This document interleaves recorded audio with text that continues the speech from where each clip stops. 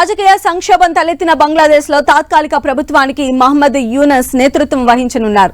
ఆయన నోబెల్ శాంతి పురస్కార గ్రహీత. ప్రధానిగా ఉన్న షేక్ హసీనా వైదొలగాల్సి రావడంతో అధ్యక్షుడు మహమ్మద్ షాబుద్దీన్ నిన్న పార్లమెంట్ ను రద్దు చేశారు. తొలుత తాత్కాలిక పరిపాలనా యంత్రాంగం ఏర్పాటుకు, తర్వాత కొత్తగా ఎన్నికలు నిర్వహించడానికి మార్గం సుగమం చేశారు. యూనస్ ను సారథిగా నియమిస్తున్నట్లు అర్ధరాత్రి సమయంలో ఆయన ప్రకటించారు.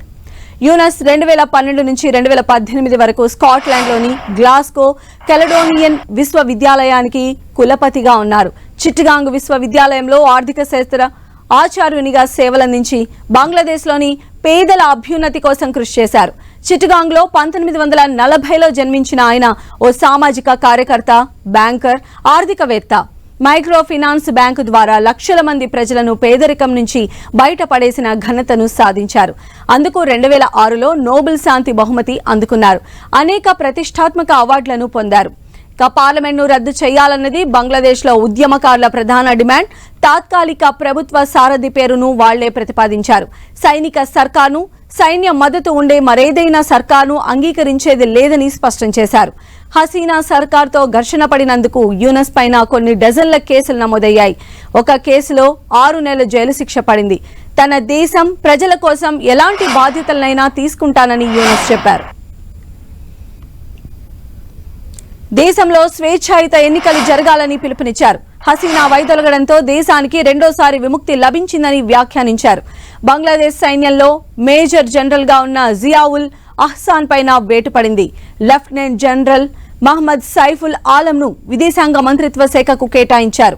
మరికొందరు లెఫ్టినెంట్ జనరల్లను వారి స్థానాల నుంచి తప్పించారు.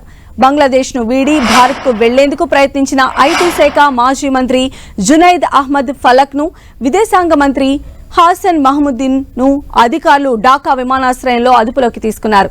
సముద్ర మార్గం ద్వారా భారత్ కు వెళ్లాలని కూడా తొలుత మహమ్మద్ విఫలయత్నం చేశారు. హసీనా కంటే ముందే పలువురు నేతలు దేశం విడి వెళ్లినట్లు తెలుస్తోంది. హసీనాను, ఆమె సోదరుని అరెస్ట్ చేసి బంగ్లాదేశ్ కు తిరిగి పంపాలని బంగ్లాదేశ్ సుప్రీంకోర్టు బార్ అసోసియేషన్ అధ్యక్షుడు మహబూబ్ ఉద్దీన్ ఖోఖోన్ భారత్ను కోరారు. బంగ్లాదేశ్ పరిస్థితులను ఎప్పటికప్పుడు గమనిస్తున్నట్లు అమెరికా, చైనా తెలిపాయి. తాత్కాలిక ప్రభుత్వ ఏర్పాటు సహా ప్రజాస్వామ్య పునరుద్ధరణకు వీలైనంత త్వరగా చర్యలు తీసుకోవాల్సిన అవసరం ఉందని బ్రిటన్ అభిప్రాయపడింది. బంగ్లాదేశ్ పరిస్థితులను ఎప్పటికప్పుడు సమీక్షిస్తున్నామని ఐక్యరాజ్య సమితి తెలిపింది. శాంతియుతంగా ఆందోళన చేస్తున్న వారిపై ఎలాంటి చర్యలు తీసుకోవద్దని, నిరసన తెలిపే హక్కును కాపాడాలని పిలుపునిచ్చింది.